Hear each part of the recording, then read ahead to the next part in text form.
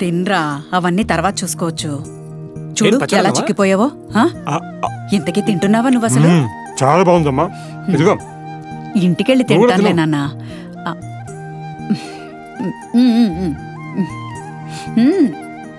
పదా మా ఇంట్లోకి వెళ్దాం. ఇంకా బయలుదేరుతాను నాన్న. ఎన్నిసార్లు అడిగినా రావేంటమ్మా? వస్తానులే. ఏమైందమ్మా? చెడు అలవాట్లు, చెడు సావాసాలు చేయకు నాన్న.